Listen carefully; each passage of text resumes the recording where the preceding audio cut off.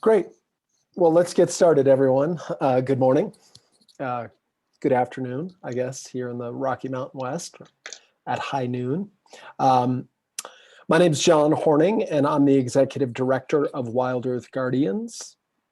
We've got Guardians supporters from scattered places across the West and across the country taking part in this webinar.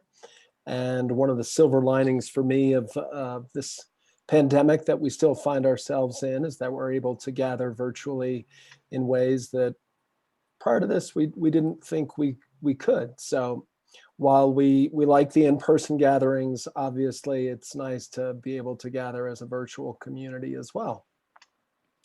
In these webinars that we do, we like to bring together issue experts, people from frontline communities, oftentimes elected officials, and always try to bring a WildEarth Guardian staff member too. And we like to think we're talking about critical issues at critical times. And our purpose is always about informing, inspiring, and activating Guardians like you. I know we've got some longtime Guardians here. I want to welcome Judy Williams and Ed Oppenheimer who are joining us. We like to make this participatory, so we'll be taking questions from the audience on the half hour and towards the end of this webinar. So get your questions ready. You can put those in the chat box, and I will take those, as I said, both halfway through and towards the end of the webinar. Today, we'll be talking about a proposed dam on Homestay Creek in Eagle County, Colorado.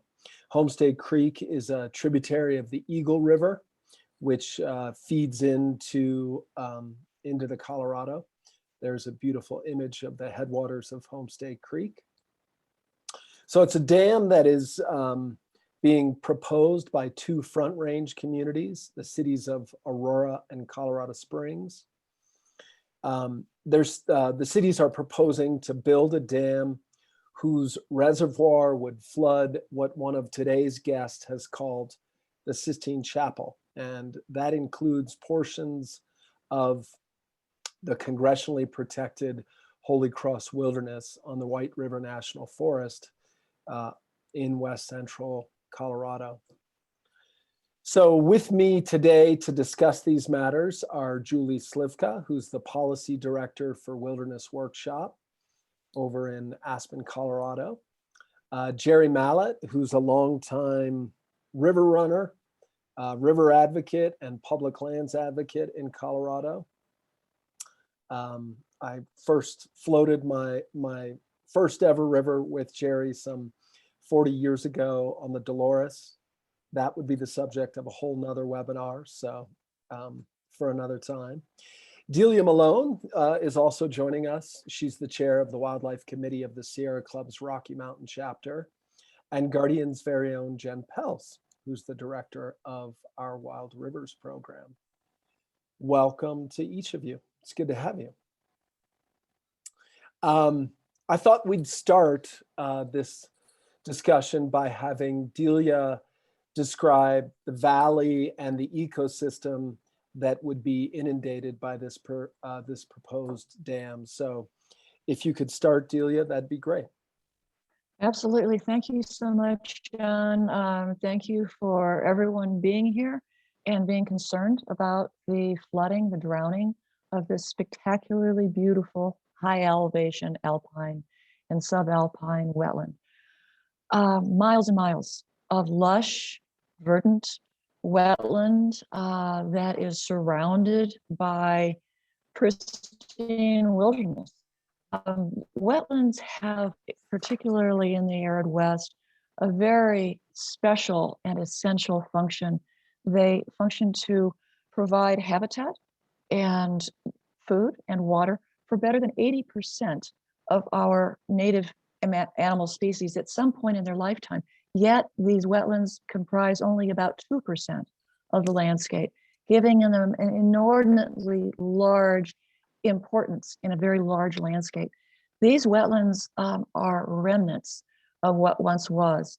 once we had these wetlands everywhere in Colorado, they've been dammed, they've been diverted, they've been straightened. We have very little left. The environmental importance of wetlands goes beyond their intrinsic value, which provide birds and waterfowl, songbirds, amphibians, trout, and the surrounding landscape habitat for elk and deer. So beyond that, which is hugely important, these wetlands also provide us, humans, with essential ecosystem services, such as, importantly, carbon sequestration in this era of a very warming climate. They store water. So one of the impacts that's occurring right now because of warming climate is Colorado River drying up. These wetlands store that water and release it slowly to maintain the flows downstream in the tributaries downstream in the Eagle River, which is tributary to the Colorado. So these wetlands provide us with enormous value, and they provide our wildlife with essential resources. That aerial photo, thank you, Delia. That aerial photo that we shared a couple minutes ago really is just, I mean, there's so many beautiful high mountain valleys in Colorado, but when I saw that image, I was like, wow, that's an incredibly precious valley. So just want to give a shout out to EcoFlight, who took that photograph for us as they were doing some of their environmental activism around the country. So thank you, EcoFlight. Yes, thank you, EcoFlight. So before, I was going to bring Juli in, but I think what I'd like to do is let's give people a sense of what these two Front Range cities are proposing. We have a sense of the beauty and the values that are at stake. What's the threat? So Jerry, could you speak to what the two Front Range cities are proposing and what's the basis for their proposal? Don, thanks. And thanks for putting this on. You guys have done a great job. Jen, when working with her legal approach, has been outstanding, and Juli taking this to the public. No question that we'll have a success working on this. In 1952, Colorado Springs and Aurora purchased the water right, and they built the Homestake Dam. That was at the headwaters of the aerial shot we could see a minute ago. And then the wilderness came up, the system, Holy Cross went into the wilderness system in 1980. Part of that deal was that they could negotiate out moving water from the middle of the wilderness and taking it to the reservoir, then moving it over to the Front Range. That project was killed. Their new project is a dam. They have 3 sites right now on Homestake Creek. Whitney Creek's dam seems to be the priority. That would move 20,000 acre feet out of the drainage, out of this critical wetlands into the Front Range.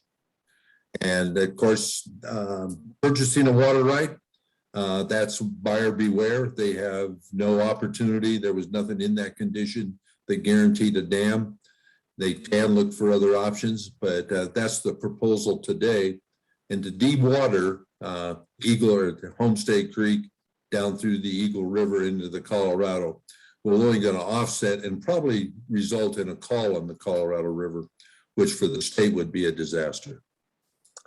And were you saying the other day that the dam would actually, if built, flood not only more of that valley, but actually flood into the Holy Cross wilderness area?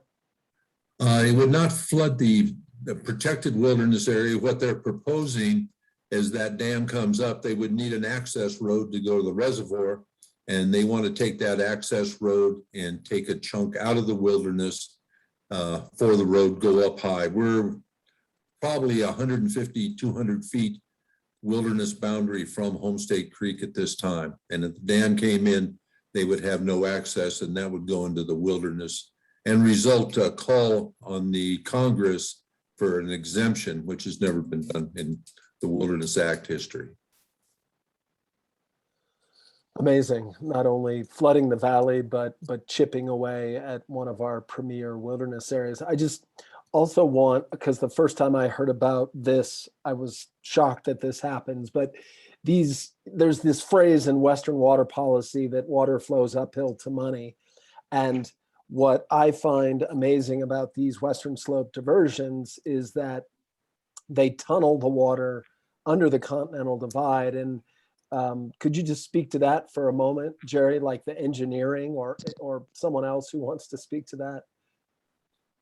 The engineering's amazing. I mean, they've done an excellent job. We haven't done a Trans Mountain diversion since 1990, over 45 years that we've been holding off. Dams are basically obsolete at this time. There's other water methods they can use to get the growth they want in the springs, conservation, reuse, and those are issues they're going to have to address, I think. The idea that they would re-engineer this, and they can certainly do it. It's not a technical problem at all, but it is going to be a political disaster and an economical downside for the West Slope. Yeah. Okay, shifting gears a little to you, Juli, can you talk about how this project would affect downstream human communities and how they would be impacted from your perspective? Sure, and thanks for having me, John. Here in Western Colorado, people live here because of all of the things that Delia talked about: our wilderness, our wildlife, our water. These things sustain our communities and our well-being, our connection to our heritage, and are what we want to pass on to future generations. So the local communities that we've been getting to know through this project would be deeply affected by this proposal. They have a really deep connection to the place, and their family cabins are in the Homestake Valley. They grew up camping, skiing, and fishing there, learning about nature through their lived experience. We have a photo of a lynx, I think we'll see at some point, that was from a local resident who captured these stunning lynx photos on a wildlife cam in their family cabin. And people in the nearby towns like Minturn and Red Cliff are outfitters, brewery owners, small business owners. They live in these towns that don't have reliable cell service or internet even. They're really there for the place. Yes, there it is. Beautiful lynx photo. So that's what the human communities that are all threatened by this project and the people that we've been working with this summer. Thanks for sharing that human perspective. So I want to shift gears a little bit and have us get a better understanding of sort of water law and how it fits in this modern context. I think you mentioned, Jerry, that this water right that the city acquired is from 1958. They built one dam, now they want to build another. Things have obviously changed a fair bit since 1958. One of those big changes is climate change.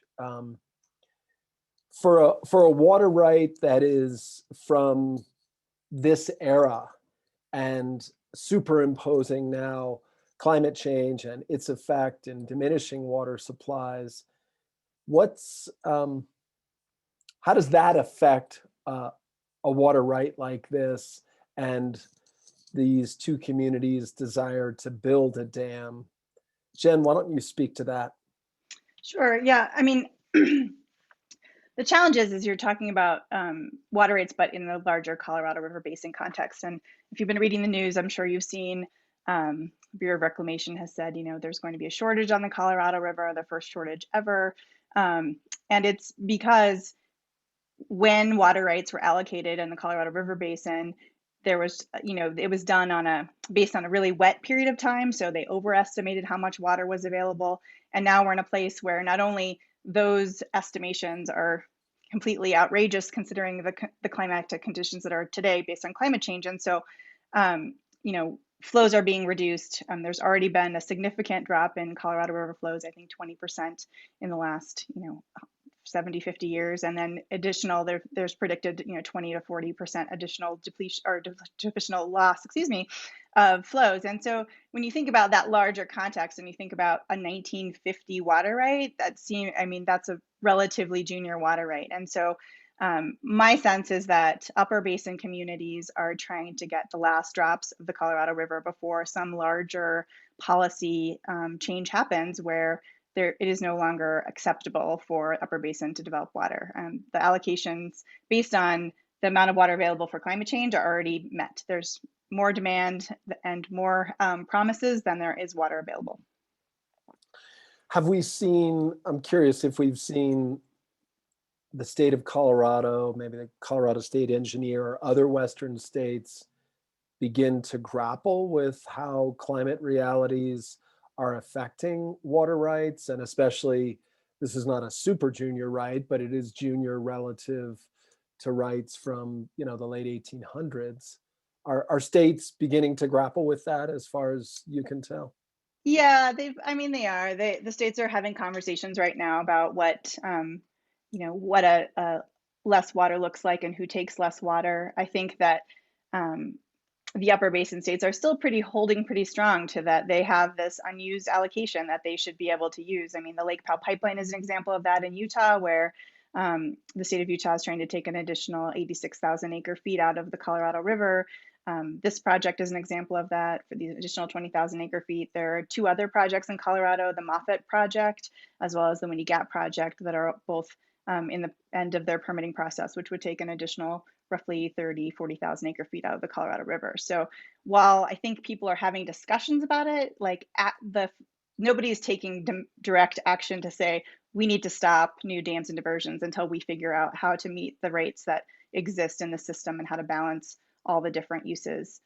So it's definitely, I would say it's much more of a crisis, and there's not, the actions that are being taken are not as immediate and as they should be. You know, I want to go to a question that I was going to ask later, and really this is a question for all of you, which is, what does it mean for Colorado communities and communities in the arid West to live within their means in a climate constrained era? I think it's obvious that the old playbook, excuse me, is to build more dams, to build more pipelines, to tap our rivers. I'm curious if each of you could offer a reflection about both kind of ethically and kind of tactically and technically, what does it mean for our communities to live within our means? Want to try that, Delia? I'd love to. Thank you, John. So in both ways, from an ethical standpoint and from an ecological standpoint, that old model just doesn't work. It didn't work then.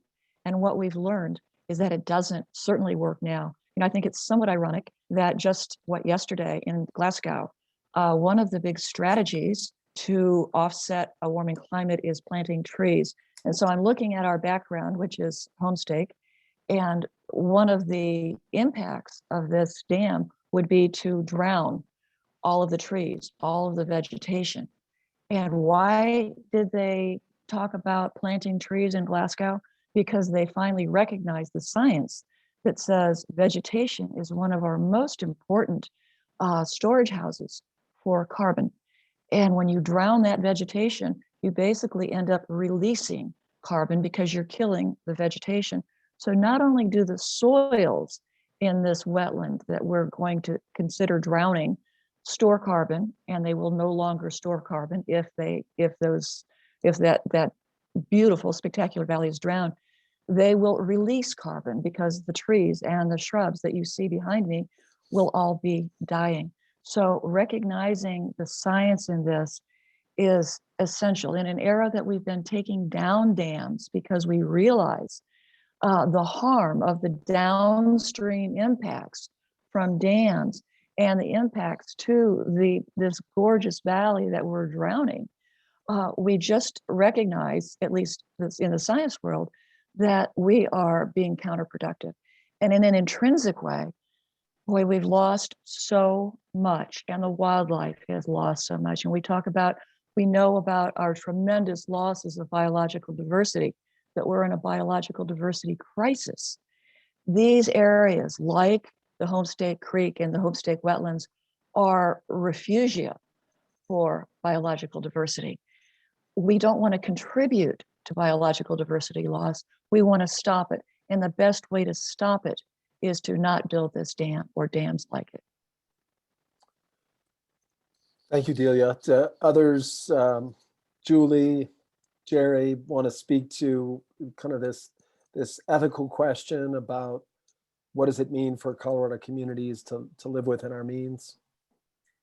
I'm not sure I have a good answer, but I want to say that it's something that I've been thinking about a lot working on this project. As Jerry mentioned, this isn't the first time we've had this fight over this dam in the Homestake Valley. And it has really been striking to me this summer as we've been organizing in communities, how many people we've met like Jerry and Delia who have been part of this fight for decades. And it makes me wonder why we're having to fight this generation after generation, that it's not sustainable and we need some kind of paradigm shift. There has to be an opportunity for us to be proactive about how we do live within our water means and how we protect the places that need to be protected. And somehow we have to get out of this, defensive posture all the time.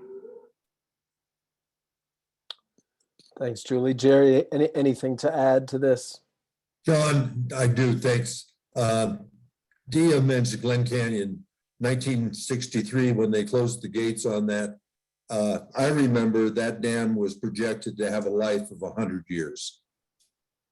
And of course, they ran out much quicker than that because of the silt load and now climate change. So that dam is basically a monument to that we missed the mark completely. Unfortunately, our elected officials in Colorado and all down the system are still building subdivisions like there's no tomorrow. So we still have that case where they're moving the deck chairs around on the Titanic and ignoring the problem that we have here in the state. The Colorado Water Conservation Board is aware of this problem. The governor's aware of this problem. Our senators, our elected officials in Washington and the House are aware of this problem. And to date, it's been groups like Julie's and Jen and you who are addressing the issue. So we do have that kind of a conflict up and coming. I think it'll be successful. But if you look at the water values, and the West Slope Recreation has been promoted as a $62 billion industry. It's water dependent, whether it's fish, wildlife, irrigation, farms, etc. So we do have a disconnect with the top of the administrations and the folks like WildEarth Guardians who see the future and are looking at solutions to make sure that we have a quality of life that's going to continue to benefit all in Colorado and hopefully downstream. Go ahead, Jen. I think that's a great point, Jerry. I was just going to say, I think the thing I notice as someone, the only person here that lives on in the Front Range, is that I think that values are changing. I think maybe the voices aren't being heard, and I don't think that Colorado, officials are really actually hearing what's being said. But from my impression of the people that I know and the communities that I've talked to, people on the Front Range are here. A lot of people are here, and they love going to the mountains. That is what everyone does on the weekends. If you've ever driven on I-70, you know that is the case. So I do have hope that there is a kind of a changing demographic. I think the old uses of it's just going to be, certain uses of water. I think that's shifting, and I think people are starting to realize how important recreational and aesthetic uses are of our waterways, and that for me as a Coloradan, it's really important to. That's why I'm here. I'm not here so that I can have a green lawn. I'm here so that I can experience kind of the wild of Colorado. And I think that's why people are coming here. And I think that's why people are staying here. And so I am hopeful that divide of the past where, everyone on the Front Range wants the water to come on to our side and everyone on the Western Slope wants it to stay there. I think that's changing. And I think it's for the better. I'd like to talk more about the West Slope and Front Range dynamic a little bit later in the conversation. I appreciate hearing from everyone just about this grappling of a new and different relationship to rivers in the West. I wanted to go a little kind of more pragmatic because I loved this quote that you mentioned the other day when we spoke, Jerry. You said, you can have your water right, referencing the Front Range cities of Aurora and Colorado Springs, but the only way you can take it out is with a bucket. And I just like the irreverence in that. It has a bit of pragmatism, but then a little bit of no way in hell. What, like, elaborate on what you mean when you say you can have your water right, but the only way you can take it out is with a bucket. John, I think the Front Range doesn't realize where they're at this time in life. Colorado has always been a leader in the environmental movement. Wilderness Workshop, I go back to working with them in the 1960s. 3 women that started that. I've been a member of the Sierra Club for the better part of 75 years. And you look at the legal entities that are working on now. This is an area that I think you folks have drawn the line in the sand. I don't think the water promoters have any idea that you've got a public out there. There's roughly 3.5 million residents in the state that use public lands on an annual basis. That's in addition to the 17 million visitors we get. So this is an area that we haven't had the opportunity to address in a number of years. And I think it's going to be the bellwether to really change the shift on how we look at natural resources in the state. We haven't had a big issue in the number of years in Colorado, and this is the one that I think is going to bring the Front Range in, the residents in. We're the #1 lifestyle state in the country. Our growth is dependent on these resources. People don't come to Colorado because they're going to have a super high paying job or they're going to live close to the ocean. They're going to come to Colorado to enjoy shots like this one on the screen today. And I don't think the water people and our elected officials realize that the backlog of the citizens that are going to be at the table on this issue. Well, we need to do what happened back on the last big water fight that we talked about a couple of days ago, which was the Two Forks Dam, which was a successful fight in the 80s. And I think mobilize Front Range communities to along with the Western Slope communities to fight projects like this. I want to get to a couple questions from audience members. One's a pretty factual one, the other's more philosophical. The factual one is about how many acres, this one's from Michael Browning, how many acres would have to be removed from the Holy Cross Wilderness? Does anyone have a sense for what that would be? They're recommending 150 to 200 acres. Okay. It's not a large amount, but here we're going to basically declassify one of the most high standard wilderness areas in North America. The name alone, the Holy Cross Wilderness, is going to definitely be bringing people to the table on this issue, that we would lose a chunk of the wilderness. Yep. Yeah, and your pointer, I heard someone say that it's never been done before. Congress has never gone in and carved up wilderness, so that can't let that precedent happen. One more question. This one is from Sheehan Meager, and we touched on this, but it's a slightly different way of framing the question, which is ethically and morally, how can Aurora and Colorado Springs get away with stealing water from the other side of the Continental Divide? I'm curious if you'd take that one, Jen, and then maybe someone else on the panel follow up after Jen's comments. Yeah, I think, I mean, my sense is that it used to be acceptable to do that. Obviously, it's been done over and over. Denver Water's done it many times. Other, Front Range communities are run off of water from the West Slope. And so I think that they're banking on the fact that it's been done before as their moral grounds, which I think now, and the gap that's happened between the last diversion and now is I think a real revolution where people really, it's not acceptable to take water out of the Colorado River Basin, especially when there are conservation measures that could be taken on the Front Range to really, use the water more wisely. And I think that's really what it comes down to is, yeah, it's easier to put a straw in the Western Slope where the water is clean than it is to try to make sure that you're using every drop as wisely as possible. But we're at that stage, especially given climate change, where there's just not enough water available. And so we do need to use every drop really wisely on the Front Range and not take more water from the Colorado River because there's none left to give. Delia, would you like to follow on that? Sure, absolutely. Thank you, John, and thank you, Jen. I think, and even from studies, people are changing, particularly in Colorado, to recognize that we are inherently connected with our natural world. That the natural world isn't here just to service us, but that we are here actually to take care of the natural world in a very mutualistic viewpoint. And that Colorado is leading the way in that, and recognizing that we don't have streams just to drain them and put them into our showers or put them into our cornfields.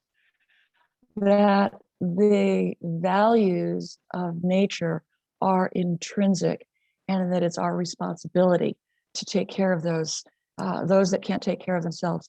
There's a great study out of CSU. The lead author was Manfredo, and he looked at all of the states in the lower 48 and found that Colorado is one of the few that has a more mutualistic stewardship attitude towards our natural world. And that is hugely hopeful to me, because that tells me that we want to protect these natural resources for their intrinsic valuation.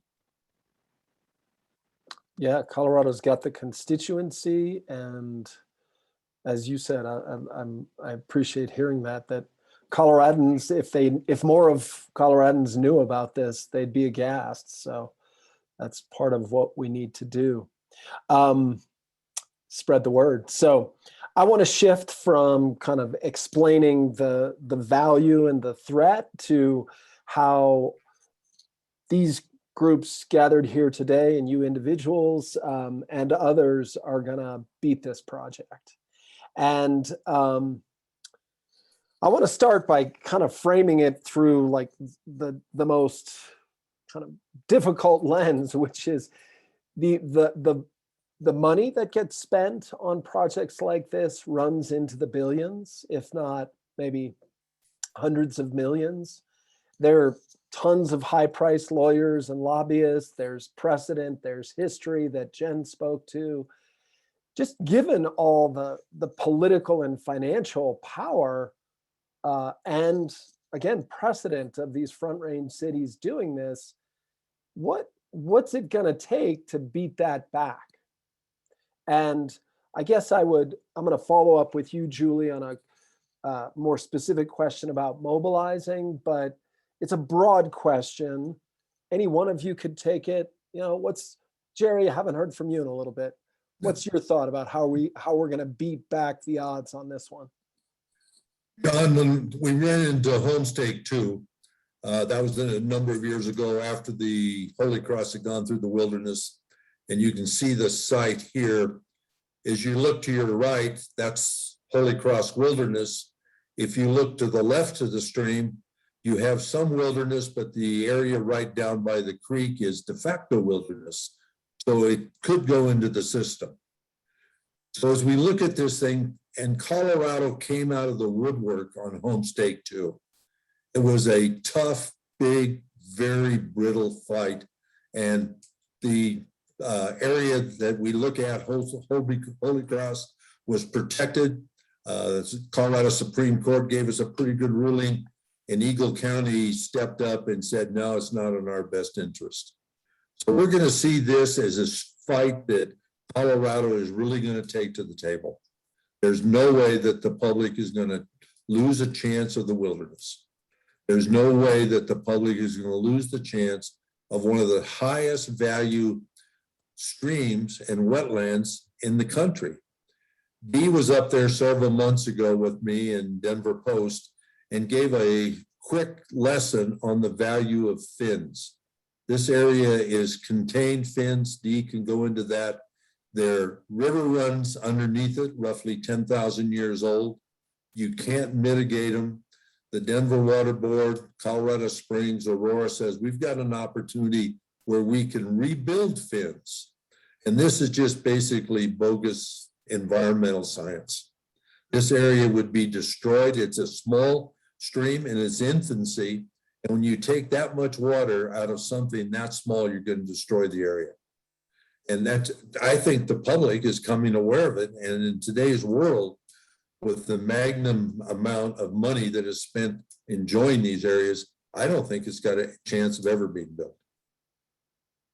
Love your optimism. Delia, could you just touch briefly on FENs and what they are for our audience? And then I want to get you back in the conversation, Juli.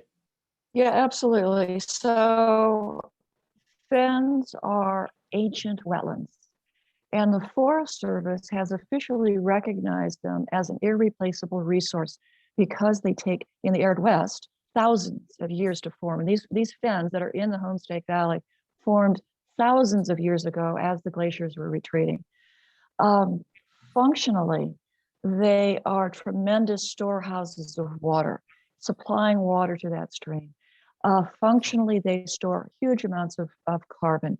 And importantly, they provide really important habitat for a whole variety of wildlife species. So they can't be replaced. The idea that you would scoop out the peat, so peat is what composes a fen. It's what enables the water storage capacity and what enables carbon storage capacity. It's partially decomposed plant litter that's been accumulating for thousands of years, and is maintained, importantly, by surrounding inputs of water from the surrounding snow melt that flows through the slopes. That you would think that you could take the peat out and place it somewhere else, demonstrates a complete lack of understanding of the science behind wetlands and fen formation. We don't have many of them in the arid West. That is why the Forest Service officially protects them as an irreplaceable resource. That's beautiful. Thank you. You know, I think as I was listening to you, I was thinking about the inability of an engineer to understand or at least to embrace the complexity of native ecosystems, and you can't reduce them and therefore you can't recreate them. And so again, thank you. Let's get back to how we're going to beat this project. Juli, you've been engaged in mobilizing community opposition there on the Western Slope with your group, Wilderness Workshop. How's that going, and what's that look like? Thanks, Sean. The local opposition to this is very strong, and this isn't their first rodeo, as Jerry described. So most of the Wilderness Workshop team we have currently wasn't around for the last fight, but it did not take us long to meet a whole lot of people who were. And when the Forest Service approved test drilling this year and we started organizing around this, we found that the communities are already with us and ahead of us even. We've met so many people, like I mentioned earlier, who fighting this is in their blood. Their parents fought it. And for example, the mayor of Red Cliff, his father was involved in the last homestake fight. He's a very vocal opponent of this. He co-authored a comment letter with the mayor of Minturn, another local town, opposing the test drilling.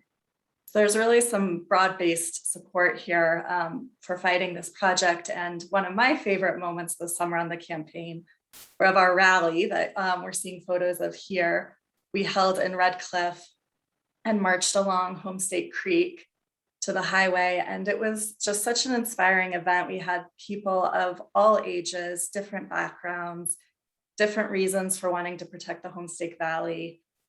People were hearing the commotion and walking out of their homes in town to join the march. And this is one of my favorite signs too in this photo. They can't fend for themselves. Some really creative sign making happening there.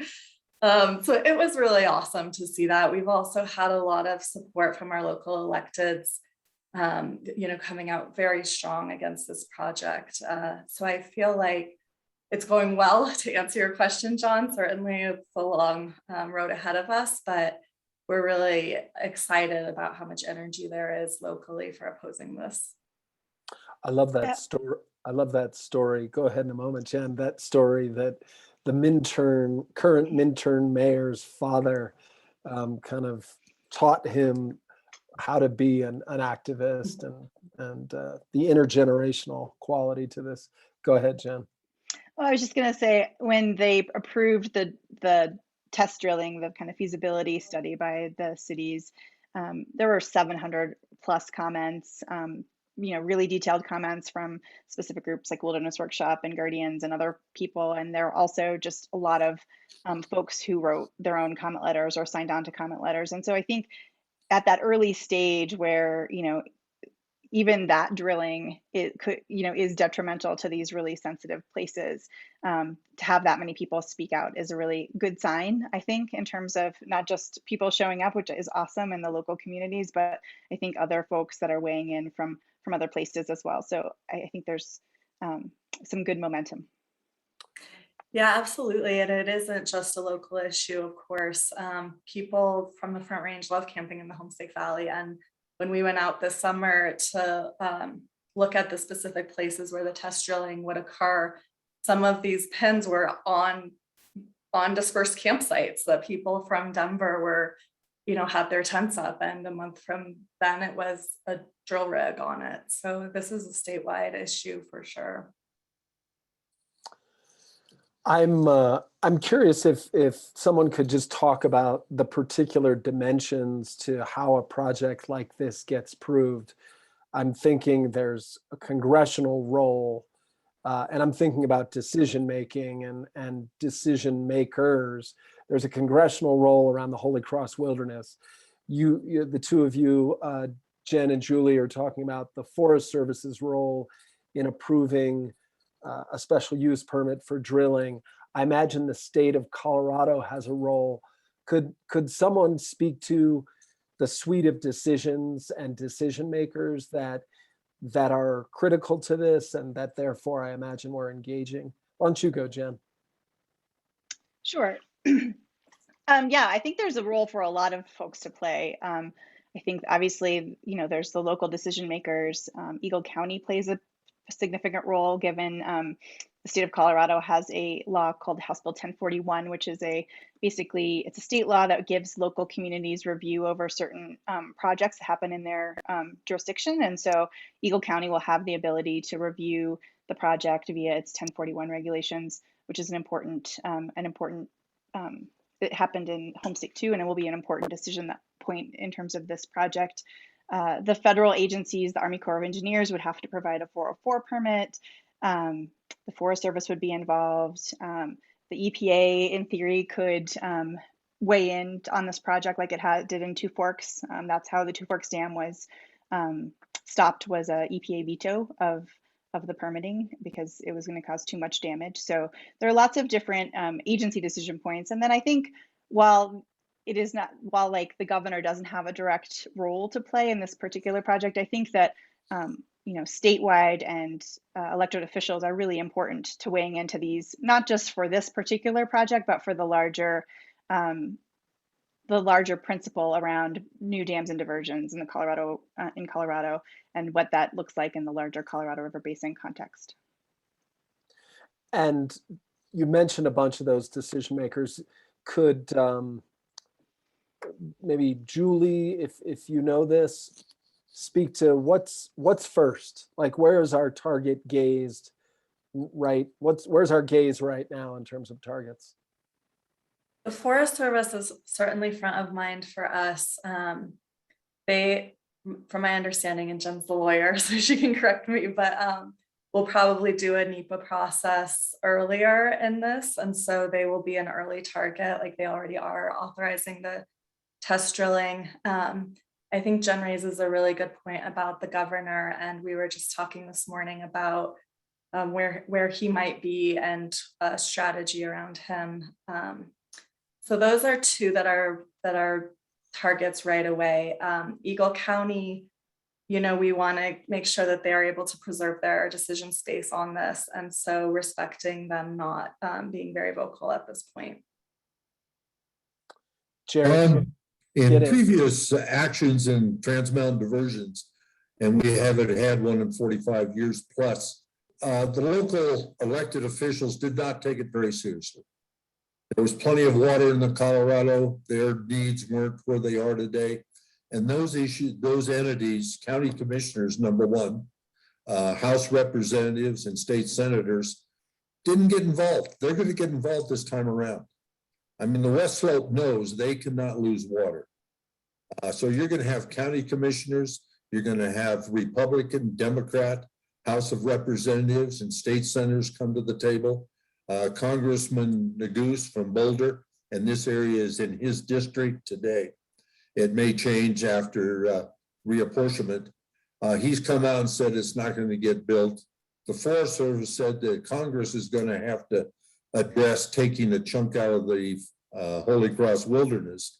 And these are monumental roadblocks in front of two entities, Aurora and Colorado Springs, that just haven't taken, checked the weather, as the old statement goes, is what's the weather report today from a whole nother era.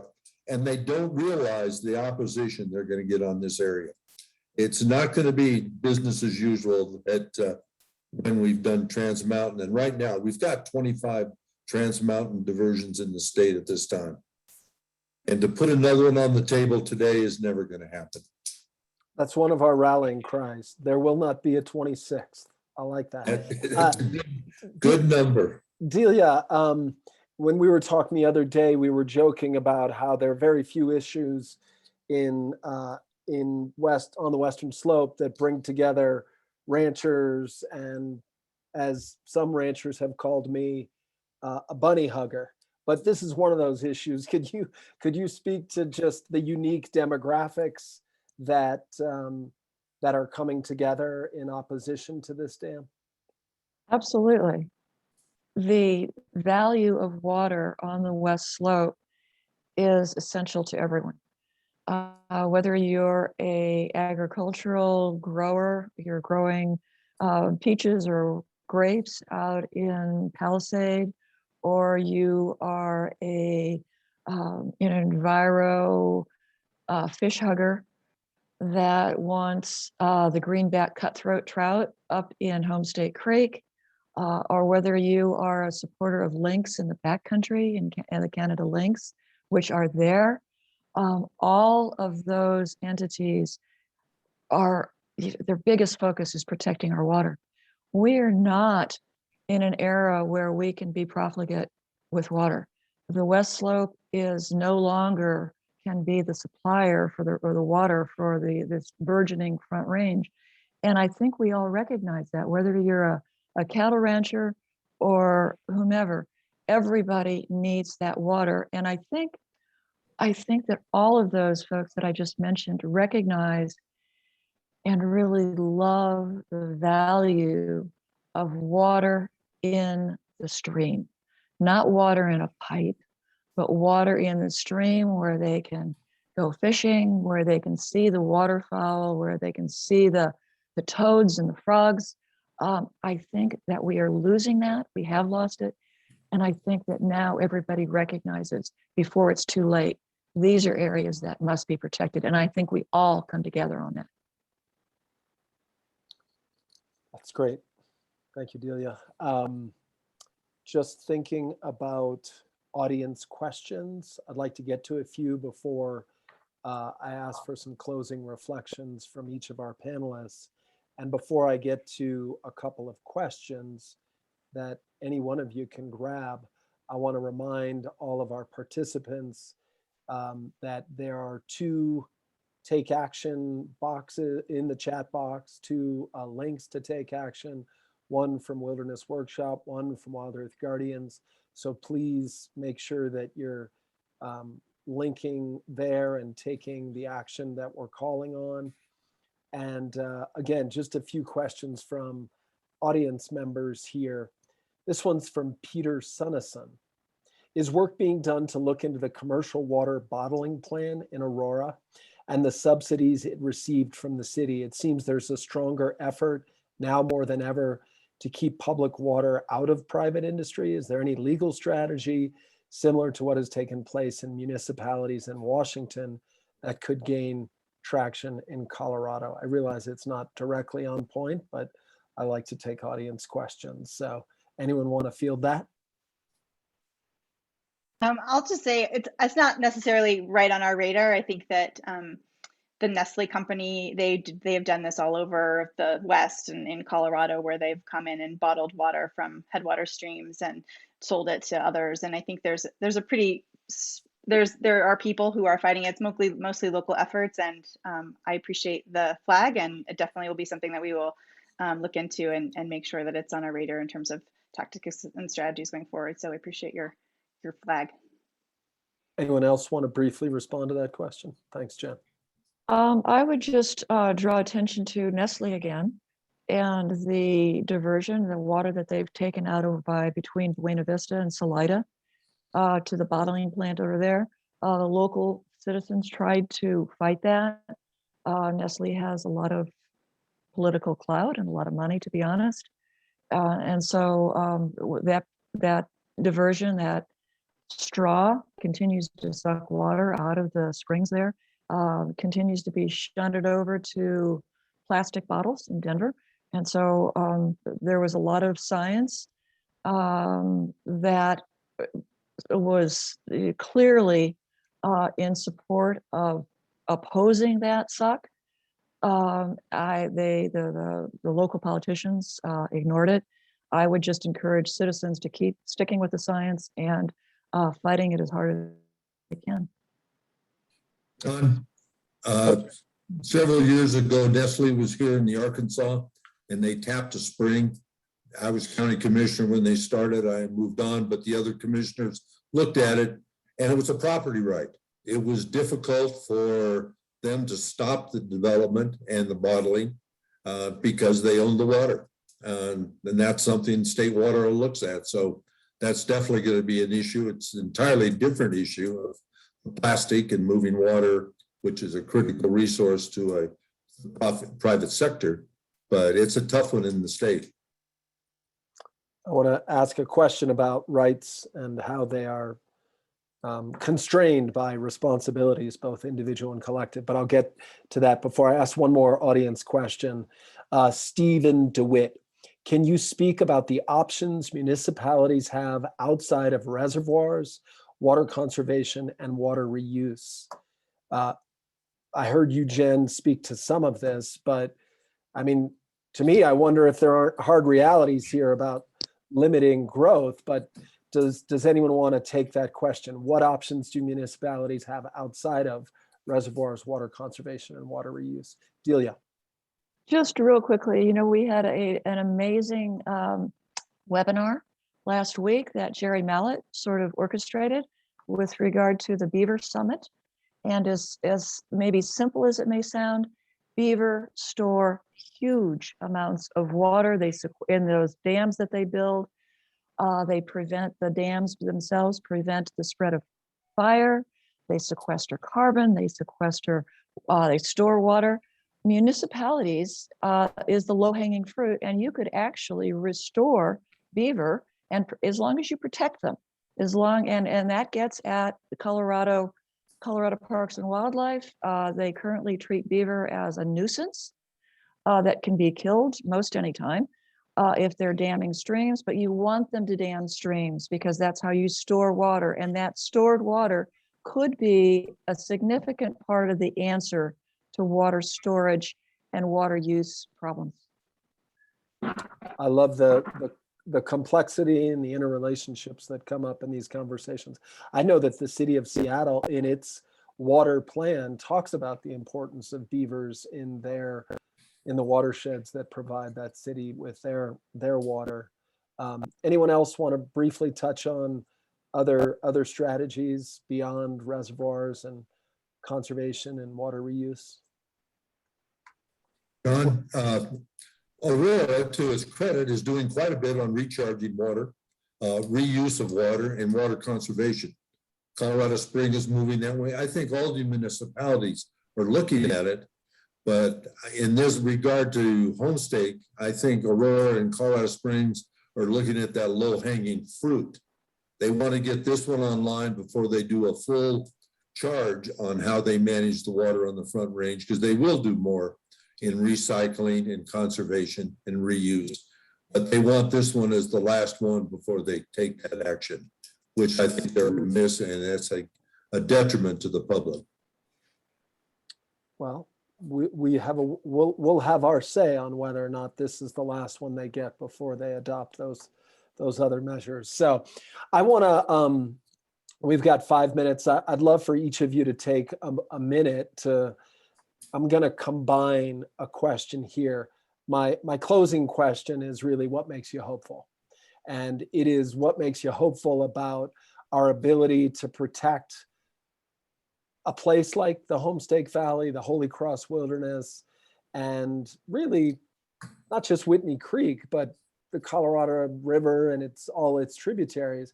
As you think about that, I also want you to think about, water rights. Jeremy just spoke to Nestle and the property right they had. This is what water lawyers go to bank on. I mean, there are all these rights. And rights also are constrained by responsibilities. So I'd like to just hear you both reflect on what makes you hopeful and frame it hopeful about this particular region and threat that we are going to overcome, and in maybe a broader context of the challenge of articulating responsibilities as counterbalances to the rights that are so commonplace in our political and social system. So why don't you go first, Jen, and then whoever wants to go next can take the question. If you want to take about 45 seconds, that would be great. Sure. I think in terms of rights and responsibilities, I think a lot of focus is on rights, and I have this right, and I have this promise from a decree or whatever it is to get this particular amount of water. And I think that, we take that to an end that is not sustainable. In the Colorado River Basin, those rights are collapsing because there is not enough water to fulfill all of those rights. And so I really do feel like we're at a reckoning point in the Colorado River Basin. Colorado and Wyoming provide over 80%, 90% of the water in the basin. And so those states are going to have to assume a larger responsibility, a moral responsibility to those downstream communities if the West is going to be able to flourish as it has in the past. And so I'm hopeful because I think that people are understanding the impacts of climate change. I think that people are starting to really speak out about what needs to happen in order to slow the climate crisis. And I also think that people from local communities like Whitney Creek, as well as in the larger Colorado River Basin community, are starting to have the harder conversations. I think that it will take all of us and all of you in the audience speaking out and talking to elected officials to really make this kind of monumental change. But I am hopeful that with enough voices and with enough of the crisis that has been created due to our own actions through climate change, that we're at that reckoning point today. Thank you, Jen. Juli, what makes you hopeful? I'm really hopeful because all of the local communities are opposed to this. There's so much unity against this project. And as a small community-based organization, I have a lot of faith in the power of that.